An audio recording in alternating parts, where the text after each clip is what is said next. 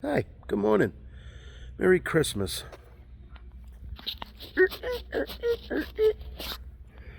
Merry Christmas. How's everybody doing? Well, we are out here on the scene of another install we are doing right now.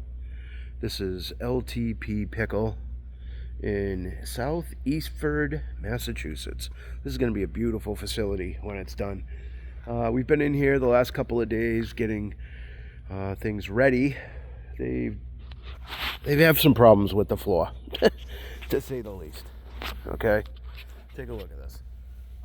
I mean, this is hurting.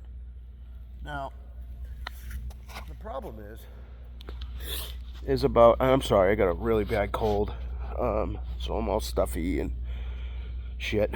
But the backstory with this is the owner had some guys here doing drywall. Now, somehow, some way, those guys got recruited to skim coat this floor with floor leveler. Now, this whole facility, about 20 years ago or so, 30 years ago, burnt to the ground. And a lot of this concrete in this area right here was damaged by the fire. Now, I don't know much about concrete. I know enough to deal with what I do for a living, but I don't know really shit about concrete. So I don't know what damage fire can do to a slab. I know that in the past when I've taken heat, like a turbo torch that we use to, like an MA10 torch or something, and you put it on concrete, it blows up. It like explodes. So I don't know. But long story short, this side especially was really fucked. It was fucked. All right. This other side over here, which is what my guys thought was going to be the worst. I think it was going to be worse than this side. Is this side. But this side looks like it's held up okay.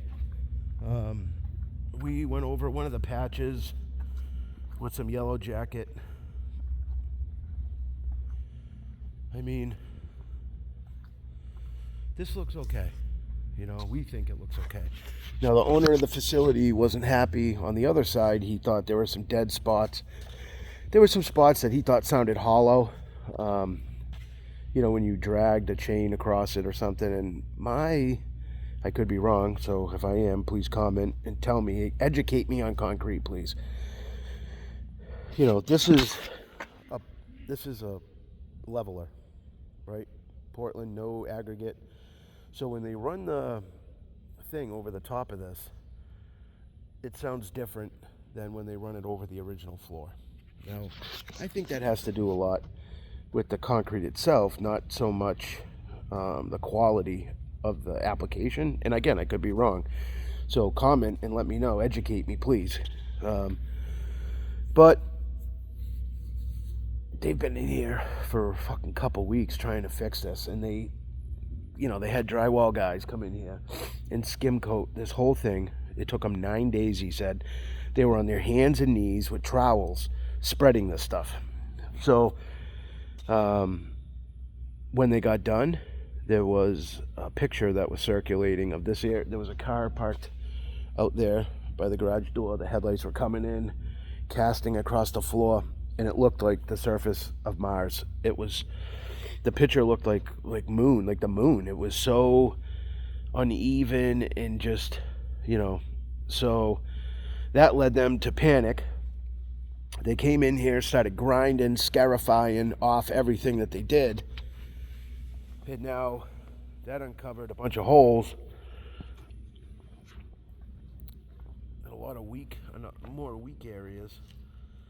So the story that I got was we used a bonding agent for the first coat of leveler, but we didn't use a bonding agent for the second because it says on the bag that if you apply it within 24 to 48 hours, then you don't have to use a bonding agent. So that's kind of what we're up against here. And like any time I try to make a video, as soon as I start, the fucking owner walks in and cuts me off. Hey, this is Todd from LTP Pickleball. Hey, Todd. How are we doing? Good.